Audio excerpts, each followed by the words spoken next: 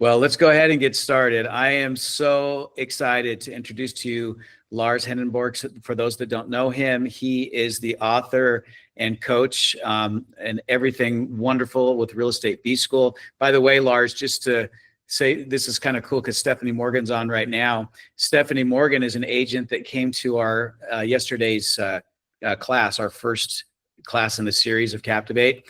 And we were talking about, I can't remember how we brought it up, but we're like, oh, and we're also working with this other coach out there named Lars, who's with Real Estate B School, and she just freaked out. Did you tell us, how did you find out about Lars, Stephanie?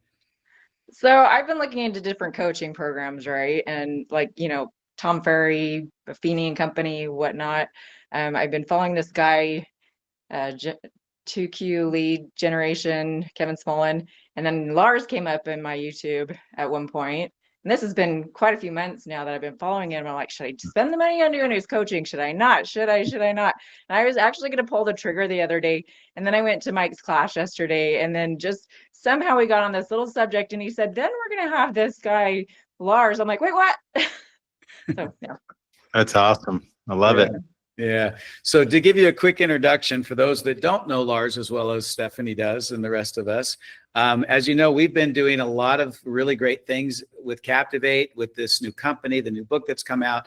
But I'll tell you, one of the biggest moves that we've made is to partner up with Lars. So again, he started Real Estate B School. He was a top agent from the very beginning. If you watch, some of his stories and videos of how he started out. He did 45 deals his first year, which I'll tell you, we've got agents that have been trying to do this for decades and still are trying to figure out how to do 45 in a year. But he did that his first year. Then he built a really successful team. And then, of course, got to a point where he could start coaching and supporting and helping other agents with them trying to do that. He created, with Real Estate B School, these 10 levers of lead generation. And that was one area that we felt we needed more help in, or more strength. We feel like with the Captivate program, we're really good at keeping people within our life cycle, getting them excited about that next purchase. And once they've purchased, of course, keeping them in tune with what their equity is and what they might want to do to leverage that. But getting those leads in the first place is one of the hardest hurdles to get over. And Lars has mastered that. So we're excited to have him be a part of our ecosystem, our group of agents that are trying to help and support each other all across the nation. Lars is out there in North Carolina. So Lars, I'm going to let you take it from here, but thank you so much for being a part of this. And we'll hopefully have you on mini sessions like this. Yeah, awesome. Thanks for the intro. Can you guys hear me okay? Thumbs up. Yep, we can hear you great. Awesome. All right, so let's, I'm going to give like a 30-second intro just for a little bit of context. So 2007, left my corporate job, sold 27 homes in 10 months, 44 my first full year. Quickly figured out that the life of a busy agent was not conducive to like crushing it at home, in terms of being a husband and a dad. So I went down the path of systems and leverage, and really quickly hired my first administrator. Just the two of us for a couple of years, went to 58. Hired my first agent, and then another agent after that, then 118, 178 deals. The year we did 248 deals, I did one of those transactions. The year before, I did 66 transactions. Then we did 312 and 453. I only had 10 agents that did about 453 transactions. So any advice I give you is based on me having done the thing until I fully baked it into a system that I could then hand off to either an administrator if it's lower dollar productive activity, or if it's higher dollar productive activity, hand it off to an agent. And so for those of you formally in our world now, some of the stuff I'm going to show you today, you may not even know you have access to. So inside of school, which is where Captivate is living as well, you guys have access to everything I've ever built. My latest and greatest stuff I used to charge $30,000 a year for. If you're partnered with Captivate, who's partnered with me, and I literally 3 months ago shut down my coaching business. So I'm not accepting money. I have a few long-term clients that are still coaching with us, but there's no new clients coming into the paid side of Real Estate B School. So we are completely all in on the only way you can get all of this stuff, the latest and greatest and all the updates, is to partner with us at eXp Realty. So all that to say about my background, that I have made all the mistakes. So none of it was perfect. Advice I give you now, I'm going to leave you with a bonus called my daily top 5 non-negotiables, which is a perfect day. So I'll leave you with some really tactical advice on how to build a listings focused business. And the title of the talk today, and I'm going to screen share and give you swipe and deploy documents and all of that stuff. But I want to start 30,000 foot view. Then we'll kind of maybe go to 10,000, 5,000, and then we'll end up in the dirt by the end of this thing. And I want to end with enough time for questions. And the questions could be about the topic, which is mostly going to be about expired and for sale by owner direct response marketing. The market right now, and actually the decision I made when I got into real estate, I spent my first 2 years or so with a single direct response buyer lead gen source. So it wasn't paid traffic back then. I think I did like a classified ad for distressed sales at the time. It was that great financial crisis years. And I only worked with buyers. I think my first 27 transactions, I think 2 were listings, and they were just a couple of friends of mine that had to sell. Of the 44 I sold my first full year, I think there was like 2 or 3 listings. So I mastered the buy side, built all the systems around it, and then handed that off. When I pivoted into listings, I remember I followed a guy that it seemed like a good idea to call expireds, and the way he made it sound was like, he sells over 100 homes per year, mostly listings, calling FSBOs and expireds, cold calling. I tried it once, and I guess I had really thin skin back then.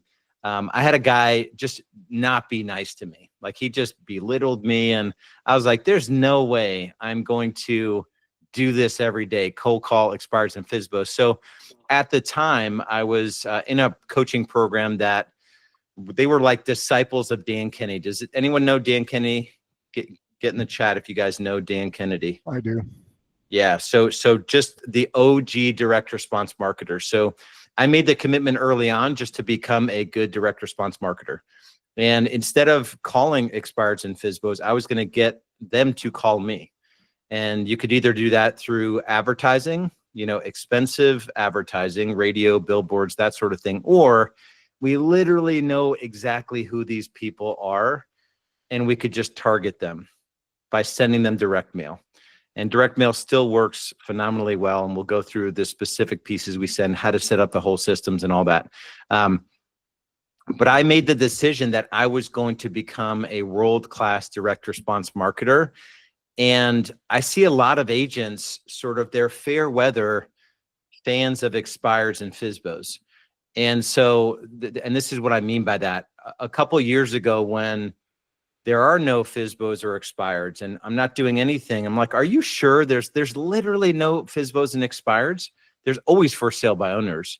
But the encouragement I want to give you is that the systems that we go through today, if it's the right time for you to install these systems in your business, because not all of you are, some of you might actually be working on good systems right now, and you'll maybe implement this in the future. I lost my train of thought. Yeah, I want you to implement the system that it's going to be in your business forever. So let's take database example. Agents that fail to scale 10 to 15 to 20 years in the business, it's likely, this is a generalization, that they didn't focus on their database like it was worth $1 million a year in GCI. And I want you to treat these lead gen levers as if they're worth multiple hundreds of thousands of dollars of GCI to you. So a couple to 3 deals per month is what these will produce if you commit to it. It's not going to be, you just kind of turn it on one day and it's going to run. So there is some effort and work involved here. But I was willing to do the things that most agents weren't willing to do, or maybe I was just wired in a way where I was more systems driven. So this, I ask a lot of folks that come into my world, on the one hand, we're desperate for transactions. So we're just sort of commission seeking salespeople. I ask everyone to become, put on business builder hats on the regular, and then also inside of that, a marketing hat. And that's the mindset shift that we have to have, is that I want to turn you all into marketers, where there is no lead to purchase here. The industry has become so lazy overall, where we're just looking for someone else to get in the way of us and a buyer or a seller, and we're just going to pay for that lead whatever they want to charge us. Or now Zillow Flex is up to 40% at closing. At 40% at closing, that's a 2.5 times return, essentially. They're dictating the amount of money that you could make on that closing. My rule of thumb is an 8 to 10 times return is what we're shooting for. So if you set up these systems properly, and the average commission check in your market is, $15,000, it should cost you around $1,500 all in, with direct mail, with the systems, the tech, and all of it, to get that expired or for sale by owner to closing. But you're not going to just be able to, here's the crazy thing. Some of you would say all day long, here, I can come up with $6,000. I want 4 closings. That's not what this is. So we're going to build the systems out to generate closings at that kind of return. If I was selling closings, I would charge you $7,500 for a $15,000 closing. And then you'd never have freedom. And a lot of you would take that deal. And I'm asking you to not take that deal and commit to the mindset of building systems in your business. Some of you are like, get to the systems already. So just bear with me. This part's really, really important. The reason I was able to, and it was me and one listing manager, I got up to 92 listings, which sounds cool, but the market was crap and everyone was pissed off at me, and a lot of them weren't selling.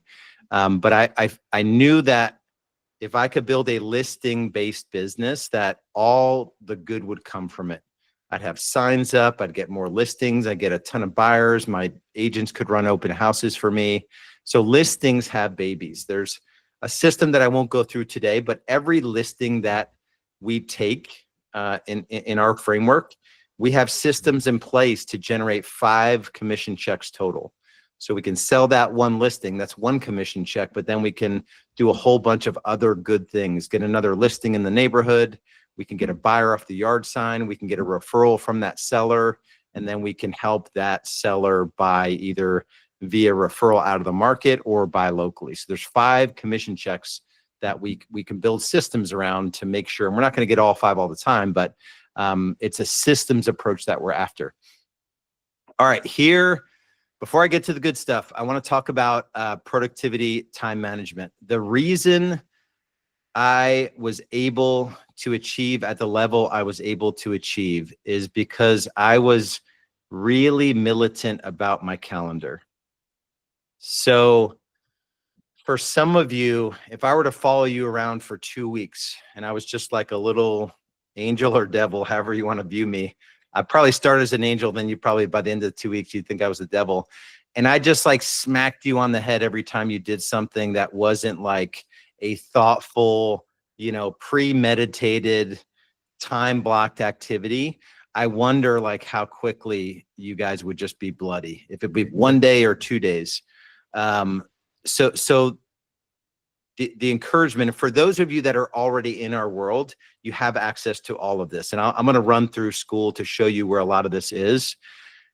The ability to sit down long enough every day to generate business is the like non-negotiable prerequisite for success. So some of you are starting your days and there is no order.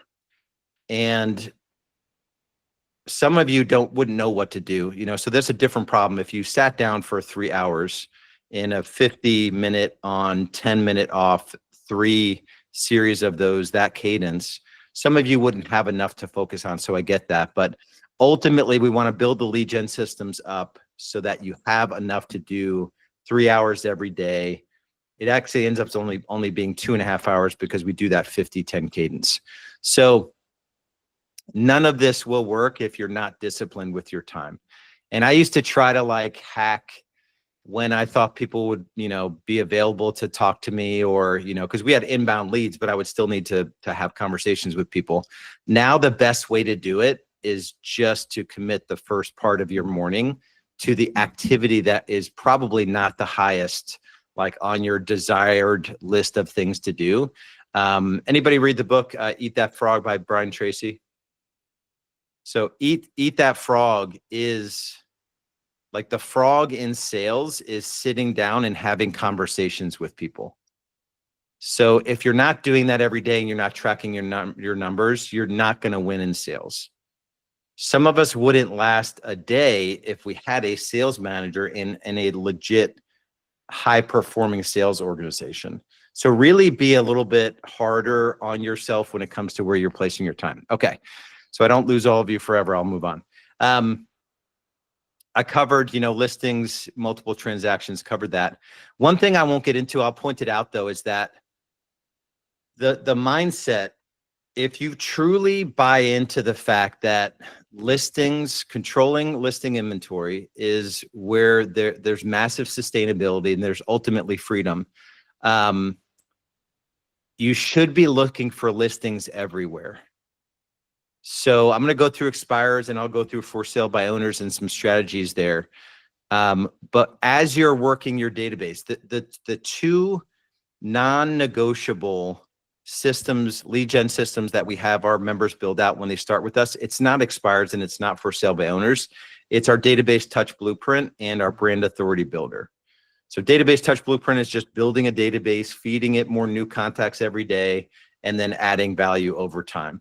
Brand authority builder is just being a good digital resident, a digital friend, and posting valuable content. So over time, you become an authority online and you expand your digital footprint. So as you're doing those activities, make sure that the content that you're putting out is geared toward acquiring sellers.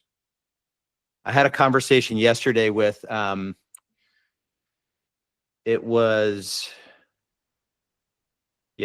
think it was someone that was in the process of coming over.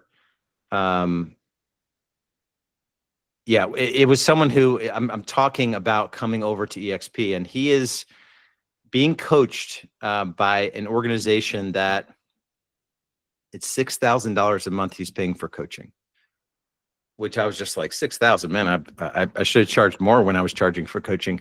And what they're teaching him to do is to pay for buyer leads and run those buyer leads through a service called YLOPO. And that's how he's going to build his business ultimately. And it's literally a one-legged stool.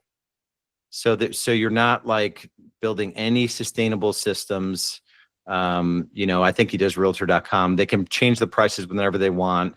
Agents that were using Zillow that went to Zillow Flex got kicked out of their market. So you're putting your eggs in the wrong basket when you do something like that. So I don't recommend doing it. One more thing, I'd probably beat the eliminate distractions. If you're at this point in your journey, the last thing I'll say on distractions and time and productivity, if you're at this point in your journey and X years into real estate or X years away from retirement, and you're not where you want to be from a financial standpoint, it's likely that the decisions you've been making with your time and where you've been focusing, well, it's not likely, it's literally, unless there's some extenuating circumstance, you're not where you want to be because of the decisions you've made with your time, most likely over time. For some of you, there's a major shift that has to happen, whether it's a 90-day or a 6-month or a 12-month, and maybe even some negotiating with your spouse that, hey, I'm going to start taking a new focus and I have a different 3-year vision. For some of you, you're going to have to make a commitment to radically change how you're showing up, including, and I'm a little farther ahead in the financial journey. So I admitted before some of you got on here that I spent 2 hours between 10:30 and 12:30 last night on freaking YouTube watching videos that were a total waste of time. If you haven't checked the box on your finances, you can't do crap like that. Can I afford to be a little bit dragging ass today? I can. My kids are older. My wife is traveling, so she's not home. If I'm tired at 7 p.m. tonight, it's not going to be the end of the world.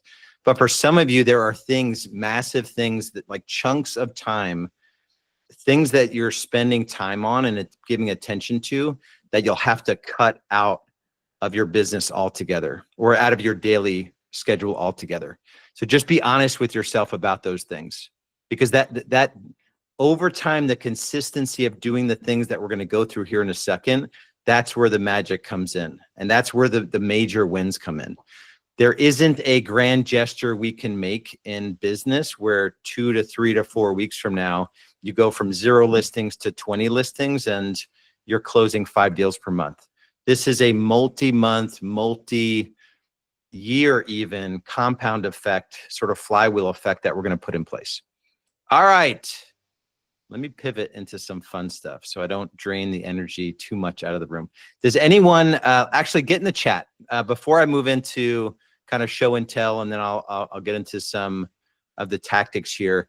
I want everyone to comment, get in the chat. I want to hear from everyone. What's the most valuable takeaway from what I just shared?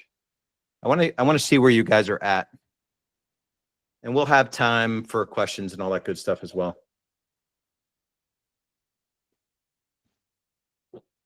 Nobody sit back on this one. I want to hear from everybody. Morning routine for sure. Eliminate distractions. Be more intentional about this time. Stop wasting time on BS. Lock it in. That's what my son is senior in high school. He's like, I'm locking in. I'm locking in. I'm like, all right, buddy, lock in. I love it. Systems. Yeah, systems are everything.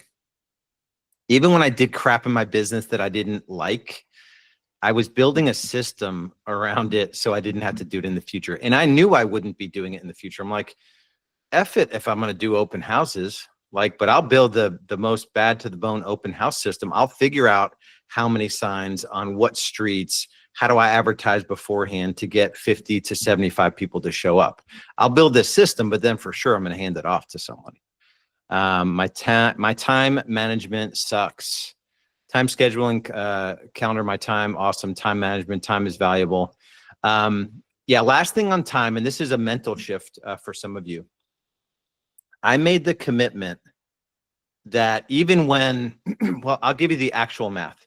My first 10 months in the business, I sold 27 homes. I remember my top line GCI was 250. I think I netted like 160 for my broker. I didn't last long there. Splits weren't good because I generated all the business myself.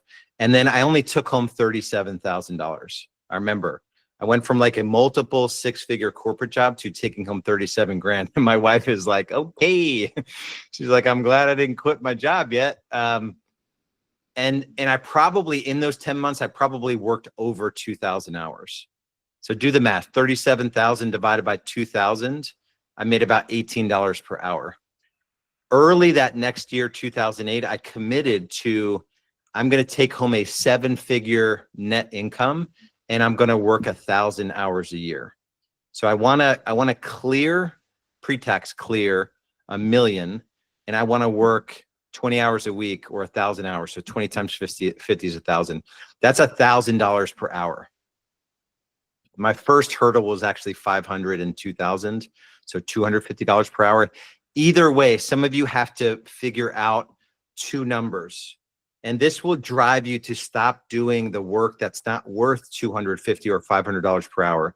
I want you to go back and figure out in an average week how many hours you're working.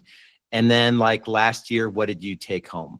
So if you took home $100,000 net last year and you worked 50 hours per week, 100,000 divided by 2,500 hours is $40 per hour. You will not become financially free making $40 per hour. 100,000, there's nothing wrong with it, but we have to figure out a way to get you to 250,000 take home and then $500,000 take home. That's where the true financial freedom is. And that's when you have the ability to buy back your time and get time freedom. Okay. Had to throw that in there since I talked about time. Let me dive into, let me do a screen share here. Let me make sure I didn't miss any good comments here. Time management, time is valuable. Set up time management, stick to it. Yeah, and time blocking, people say, yeah, but I got into business so I can have freedom. It's like, well, I mean, I still don't have freedom in my calendar. Like if you looked at my calendar, like I know what to do every minute of the day, including when I'm like working out, when I'm doing my outbound, attraction activities, when I'm still totally, unfree, but the freedom is in the structure. Yeah, Liz says, a few cool words from her junior, bruh. I get all the time from my daughter, bruh. Be more intentional, make better time decisions. Yeah, so some of this stuff does hurt, but just be honest with yourself. If you have quiet time daily, these are the things that, I do a weekly business meeting with God where I'm pretty honest about like where I am, where I'm struggling internally, and I just kind of put it down in a structured format. This last week, what worked, what didn't work, what should I change going forward, all that sort of stuff. All right, let me get away from time management and mindset here. Let me share my screen. And I don't want to share the entire screen. I want to share. Let's see. All right, that should work. All right, does that work? I think so. All right, so let's go. So if you're in our world and like you're with our organization at EXP and you're not in $1 Million Agent Method in school, email jessica@realestatebschool.com. So you should have access to this. This is the exact same program that I was charging $10,000 for 90 days to implement. And then it was $1,800 a month after that. So this is all the same stuff. And this is updated, monthly with any changes that we make. Real quick, this first tab here opens up every document that you could possibly need or want. And I'll go through some of that. Here's the mindset and productivity stuff, productivity tracking, all that good stuff. All right, so 4 pillars in $1 Million Agent Method. I'll give a quick overview. Leverage lead generation, appointment setting, consultation frameworks, and leverage client care. The reason I was able to scale to 10 agents doing 453 transactions and me being totally out of production, working 1 day per week, is because I built lead generation levers and I built out leverage around client care.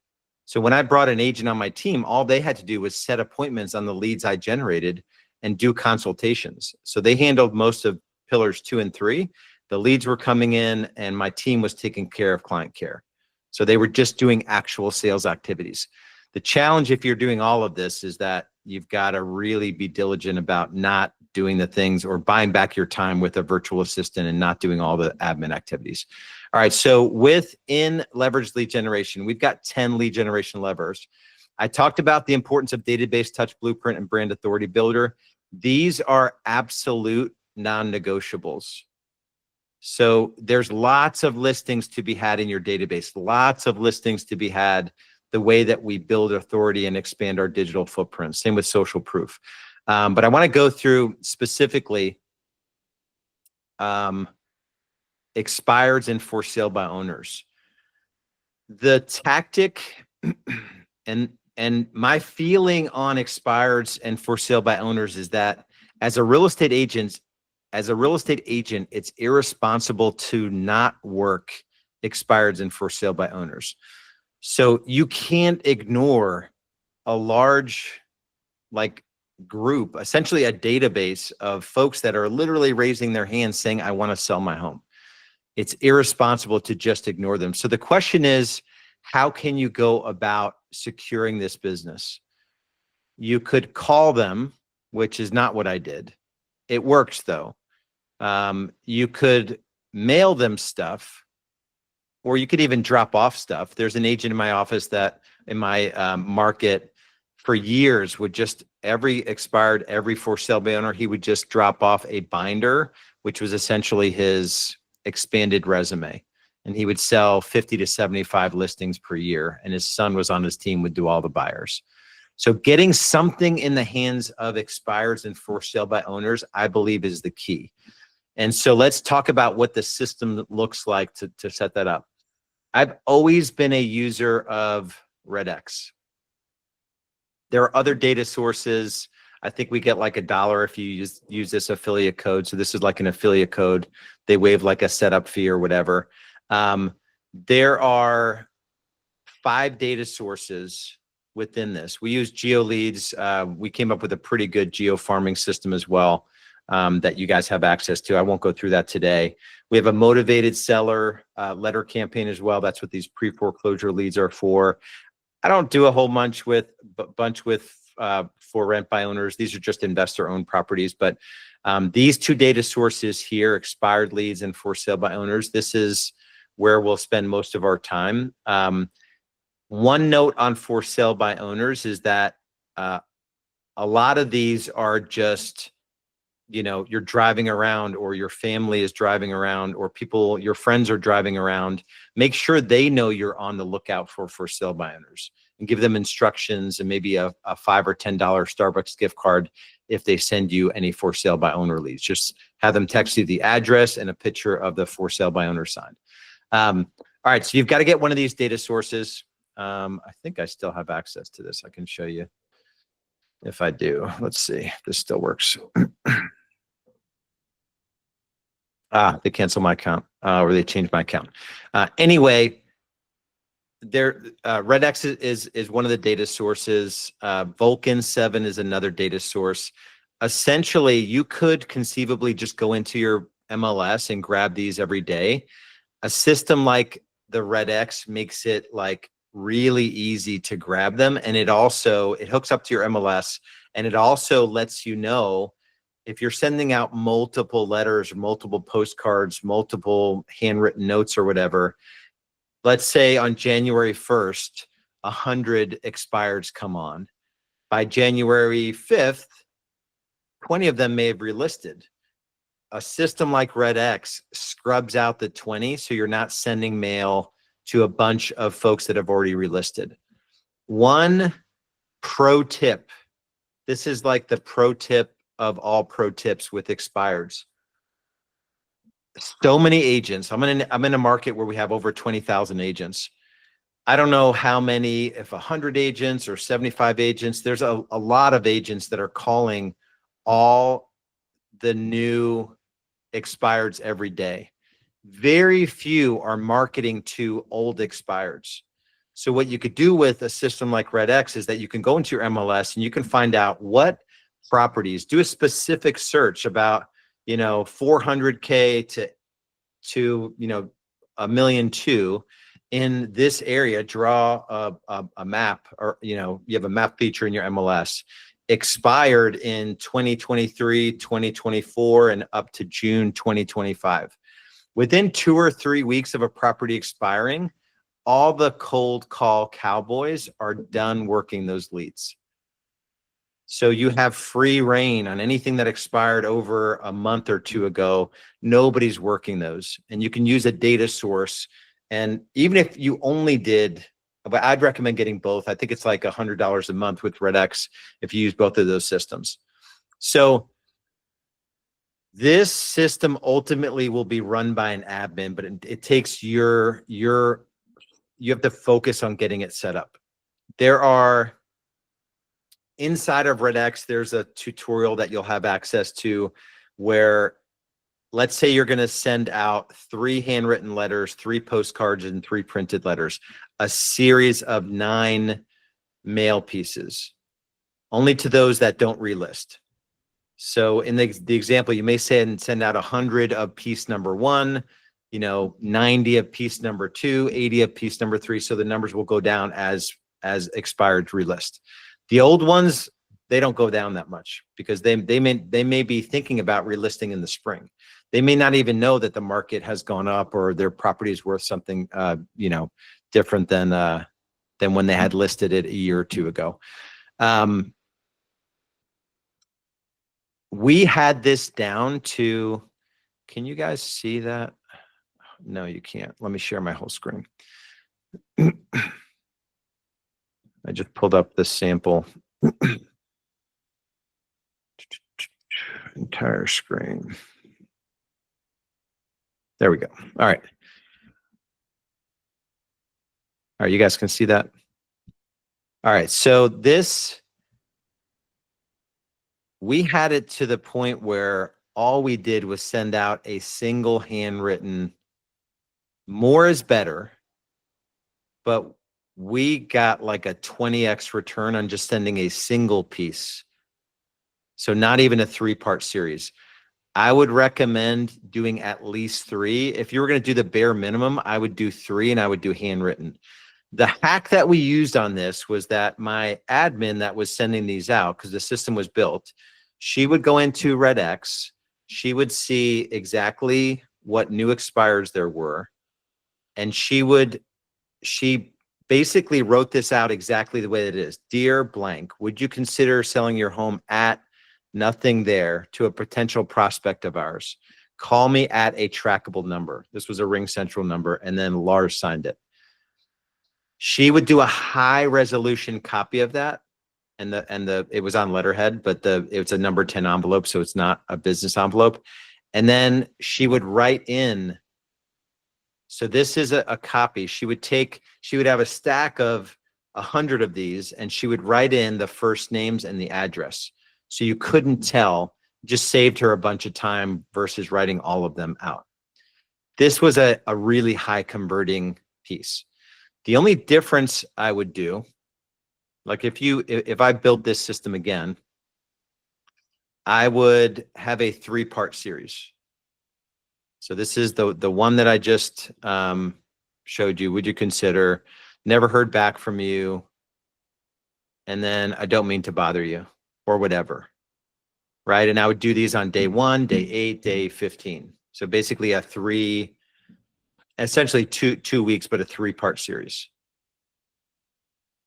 And inside of RedX, they let you set up folders so you can have, after you send out a mail piece, you can cascade these into the folder so it keeps track of the ones that relist. Any questions, big picture or tactical, on what I went through?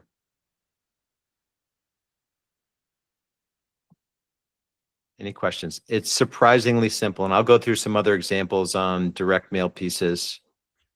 I had a member of ours, she took our system and basically redesigned it for luxury expireds in her market. And she had I think it was like 20 touch points, like something crazy, crazy, crazy. She would send them over, I think it was over the course of a year. If they didn't relist, she would just keep mailing them stuff. We didn't do that. But the only way that you won't get this to work is if you don't do it. Really good question. So Sam, thanks for reminding me. So we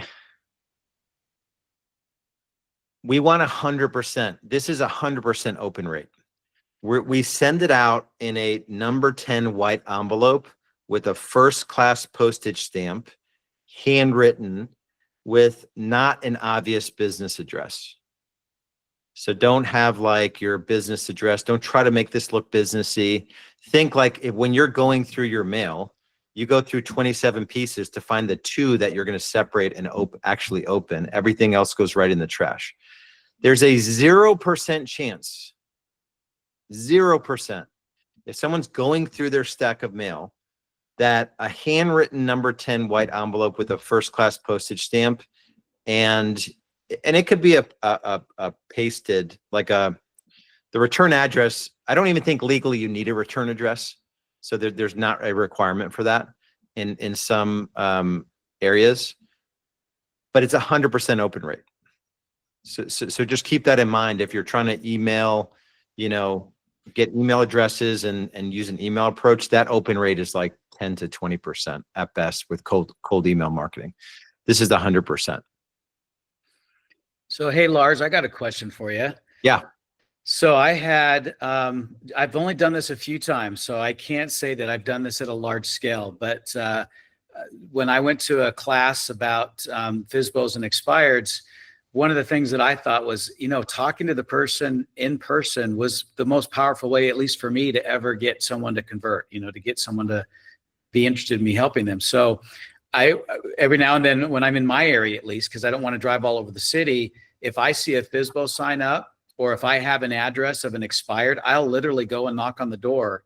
And I've done this a few times, and I said, "Hey, I just, I'm an agent here in this area. I kind of specialize here. Hopefully, they've seen me on social media, right?" And I'll say, what do you think is the reason your house didn't sell? I won't come in to say I want to help you sell your house, but I'll ask them, why do you think it didn't sell? Or why did you decide to sell on your own instead of, using a real estate agent? But do it in a way where they could kind of explain to me what their issue was or what they felt was the problem.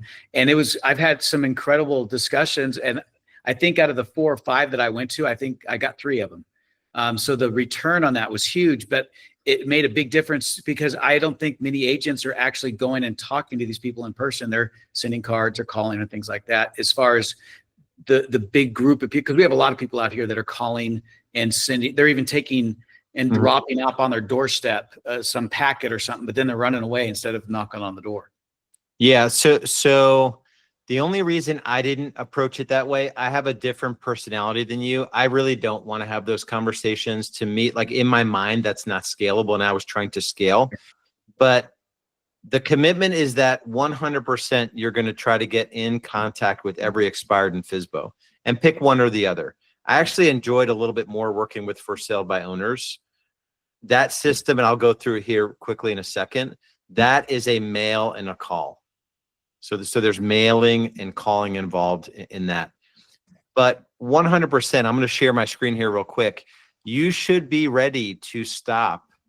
Have a list of expireds, like prime expireds in your car or for sale by owners anytime you see them, or a list of for sale by owners. And you should be prepared to drop some marketing item with them if you're in their area. So a quick introduction. I would have, like, even my personality type, I would have no problem doing that. And to Mike's point, it's just, I would definitely have an item of value that you're going to leave. Let me share my screen and show you an example of that. And you guys have access to all of the Canva templates for all of this stuff. Let me just go to the Canva templates and give you an example. So probably not seller guide. I'd probably use, and we've just got a ton of them. I'd probably use this one. Top 10 questions. So, and this is just what I don't want to do is, so this is just an editable document where you're giving, questions. If you ever interview, so let's say, and even for sale by owner or an expired, you have a stack of these high quality printed, like a magazine style printed. And like, if you ever consider selling your home using an agent, these are the questions you're going to want to ask that agent. So I thought I'd just leave this as a resource for you. And then you open it up and you're showing them. So, you get a little bit of a conversation going, and they know that you know what you're talking about, and you're giving them the 10 questions. And of course, you're answering these questions in a way where the value stack and your value proposition is ridiculous. This is probably the most powerful piece that I ever created. And also a powerful leave behind if you don't secure a listing on the first appointment. And they're determined to interview other agents. Make sure you give them the questions to ask those agents. So, yeah, to Mike's point, you have to decide how you're going to work expireds and for sale by owners, and pick one and start with one. Not working them is not an option. Like, you have to decide how you're going to actually approach these. And I do think, even if you were going to call expireds, which is a higher leverage activity than driving around and knocking on doors, in my mind, it was always easier to send them something and say, "Hey, Eric, it's Lars from eXp Realty. I mailed over that expired guide the other day. I just want to make sure that you got it. And at least you're like, you added some value, and now it's more of a follow-up call." So I think it could work really well together. I just don't love the cold call, where you're literally like every other agent, all right. Any other questions on that? And we have, a link to a mail sorter in here, like a mail sorter. There are different, letters that you can swipe and deploy if you want to go the letter route. There are postcards, and we work with we got away from these guarantees, but this guy, Danny at the 320 group, if you guys want some help designing postcards, he's a good resource as well. So I would commit to, if you're going to use direct mail, at least 3 pieces, 7 days apart. Use RedX. This is the script on the handwritten. I'd probably just go handwritten if it was me. And then here's a link to the seller script. So now you have people calling you, and now you need to know what to say. So this, I'm not going to go through it, but this is, make a copy of this, revise it in whatever is comfortable for you, but don't just willy-nilly go about, answering calls that come in. All right. Any other specific questions? I want to cover for sale by owners. It's very similar. Let's see, struggle actual. So Blaine says, my struggle is to actually get the letter sent. It's a lot of work. And for me, it would often get pushed. Yeah. So the crazy thing, Blaine, is that the building of the system is $1,000 an hour work. The building of the system is $1,000 an hour. Doing the daily work of sending out letters and putting stamps on and the high resolution copies, and that is, $15 an hour work, $12 an hour work.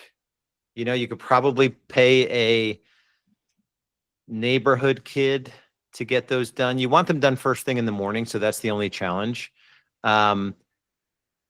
But you should, once the system is built, the only reason you would be sending out letters is if you didn't quite yet have the cash to be able to afford for 90 days to pay someone else to do it. The activity in most markets is less than an hour a day. So let's say it was $20 per hour. It would cost you $100 per week to hire someone to run the system for you. You build the system, they run it for you. So $100 per week in 13 weeks, that's a full quarter. You will have some listings and you will probably have an under contract. So you're going to spend $1,300 to have an admin run the system that you built. And that's the power of this thing. All in, the admin to run this entire system for the year is $1,300 times 4, $5,200. And there's paper, there's postage, and there's a little bit of technology, but we build the system and then we hand it off. Okay, makes sense? Yeah, so you have to figure out the return addresses and all that stuff. There's a really good video. I don't have time to find it, but if you go to YouTube, and it's called The Golden Letter. That one letter, there's a guy that did a video. He's from Keller Williams. It was really well done. And I think it was The Golden Letter. I'll see if I can find it and maybe send it over to Mike. But essentially, he knew his numbers. He scaled his whole business off of just a direct mail piece and I don't even think he uses it just for expires and for sale by owners. I think he just goes into high turnover neighborhoods that essentially he's geo farming with that direct response letter. Oh, Braden literally just posted it. Let me see if that's the one. I think this is the one. Perfect. Golden Letter. That's 100. Man, Braden, you're on it, brother. I love it. All right. So let me go through for sale by owners, and we plan to do a series of these calls. So if there's any, if we don't get through everything today, I mean, this is kind of what I'm here for. Here's for sale by owners. The same data source. The only encouragement I would say here is that make sure everyone knows that you want for sale by owners and they're sending them to you regularly. That would double the amount of for sale by owners in our listing, in our database. Same mail sorter, similar seller script, a little bit tweaked. Let me just go through the process document here. So this process document runs through everything you will need to know. And the training this FSBO mastery here, it's a guy in my EXP that does about 25, 30 for sale by owners per year. And he came on and did this training and created this process document. So please, please, please watch this video, but watch this longer video where he literally dissects it step by step how to do it. This is a two-pronged approach. You're sending out value items and then you're calling. You're calling all your new for sale by owners every week, and then you're putting them in your database, and you've got their email address, you've got their telephone number, you're continuing to mail them items, but you're doing a follow-up call every Friday. So it's FSBO Fridays. Like, hey, Mike, it's Lars with eXp Realty. FSBO Fridays, just checking in with all my for sale by owners, see if there's anything that came up I can help you with. If you had any offers come up, if you held an open house. Did you get that property disclosure form that I sent over? Make sure you have that if you've got to get that filled out when you go under contract. And Mike, just a quick reminder, I'm here as a resource. You know, if you ever decide to interview agents for the job of marketing your property and getting you top dollar, all I ask is that I'm included in that group. All right. All right. You got my cell, right? Text me if you need anything. I'll talk to you next Friday. So in about 90 seconds to 2 minutes, unless they ramble on, you're building a database of for sale by owners that are getting regular mail content from you. And now you likely have their email address. So you're putting them into Captivate. And now you're sending them the weekly or the monthly, hopefully not monthly. They're going to turn over more quickly than that. And that's the overarching strategy here. If you threw me back into production and I had to pick, and my database was dialed in and running smoothly, and my brand authority builder, I was doing all the tasks I need to do there. I would probably start with, what would I start with? I'd set both of them up, and I'd probably start with for sale by owners. Yeah, I think so. It's 50-50. They're similar, but they're also sort of different. For sale by owners, more the mindset that, you know, like 80% of them list at some point. So you're just building a database that you're adding as much value as possible, and make sure that your content online is reflective of, like, if someone goes online and you're trying to communicate with them as a first sale by owner, and they go online and there's no obvious, like, you're not an expert, or you're not portraying yourself as an expert, you haven't built authority online, and your digital footprint is not where it needs to be, it'll fall flat. So make sure you're working on that as well. That's pretty much it. Without kind of diving into, I do want to make sure you guys have this, because this is really valuable. I'm going to drop this in the chat here. This is just the training on the daily non-negotiables. All of this stuff will fall flat, you know, if you're not really diligent with, like, every day. This is what a perfect day looks like. It's really, really, really important. All right, we've got 5 minutes, and I'm going to come on and dig into all this stuff, you know, in future calls. But what questions do you guys have? Let's open it up for just open Q&A. You can either go in the chat or you can just unmute yourself.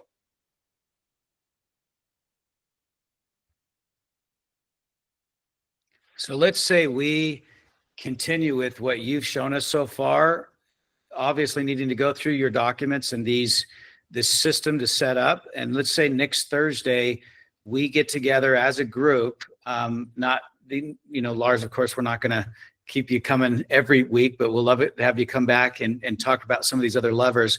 But instead of just having this great information and ideas, what if we come together and start putting together a plan as a big group of what to do for FSBOs? So I'm going to go through your documents, and instead of having one person present next week, how about we all come together, talk about what we found out when we went through Lars's information, because we'll send it out to everybody, what maybe you've already done, what you feel like is working for you, and we'll put some templates together, or find your Canva templates that you've got, Lars, and let's put this into action. I think that's one thing that we all miss, right? And that's what I think you were talking about before when it comes to doing the right things and stop doing the wrong things is we got to start doing the right things. And so let's use next Thursday to actually put this system and plan together for those that participate. How does that sound to everybody? Yeah, that sounds like an awesome plan. Let me find one. I want to see if I can find it. A guy in my front line at EXP, Chris Colgan, interviewed an agent in her first year. She sold 52 homes, and they were mostly listings. And her obsession, and I can't find it, but Braden can probably find it. It's a new agent, and it's on YouTube. It's Chris Colgan, Colgan.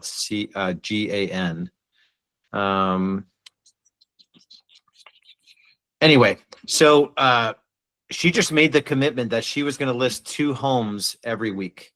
So she's like, okay, I'm going to work, I decided I'm going to work 50 hours a week, and every week I'm going to list 2 homes. So what would I have to do? And this is a new agent, and she sold over 50 homes her first year.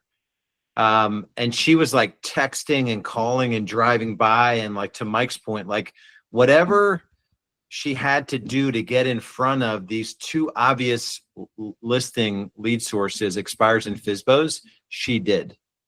It's dropping off value. It's knocking on doors. It's texting. It's calling. And I think I don't know if she did any direct mail. But the point of me even sharing that is that she made the commitment to make it happen no matter what. And she just broke it down into and in her naive new agent mind, she's like, you mean I have a whole week to generate 2 listings? Like, how hard could that be?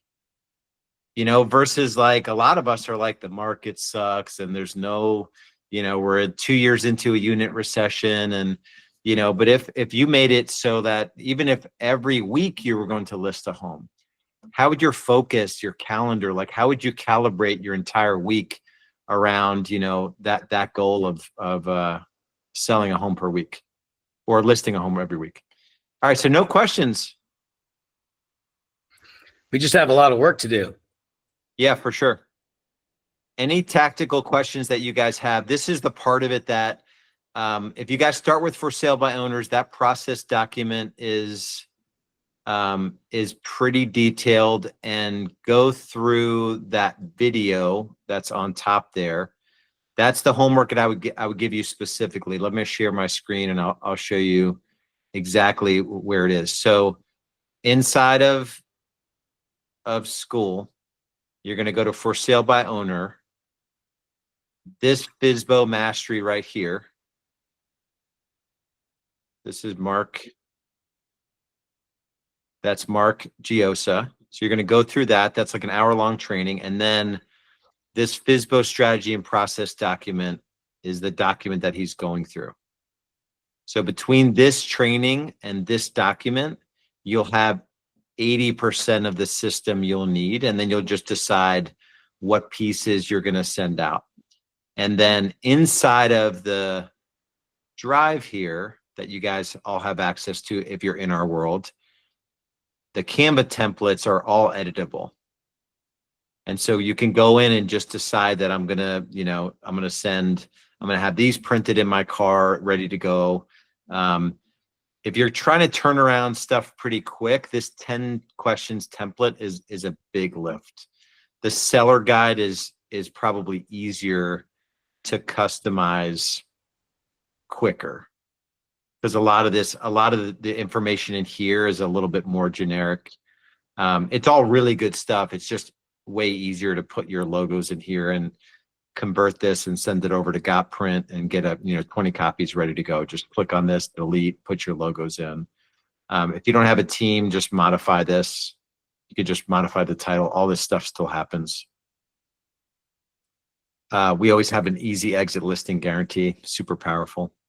So, all right, cool. So that's all the time we have today, but you guys let me know how I can help in the future. But I like the way, Mike, you're breaking it down. And you got a question or two in the chat. yeah. So in terms of getting access, as long as you're in our group, just email Jessica and say, hey, listen, I'm in I'm with EXP under Mike Anderson in Lars's group. Can I get access to school? Many, And those of you many, that are many not- in attendance here today, Lars, are not a part of the EXP team. So they're Yeah. a part of the Captivate coaching series, coaching Yeah. group. So those of you that are not, we'll put some of this information out on our school. So hopefully you've got that. Obviously, we'll introduce you to everything that Lars has to offer on his side as well. We can talk about that with you as we all meet. But we'll at least put a few of these pieces of information out with your permission, Lars, on our side so they can get started, and we can talk about next week what to do to get this system in place. So thank you everyone for joining us today. I've got to jump off. I'm sure many of you do too, but I can't tell you, Lars, how excited we are to have you be a part of all this. And I know everybody on this call wanted to see you and hear about your insights. So we'll keep this going. We'll probably take your levers one at a time, do the work that is needed to get them going, and then bring you back on for the next lever, if that sounds all right. Awesome. Okay. You guys. Thanks, everybody. All right. Bye-bye.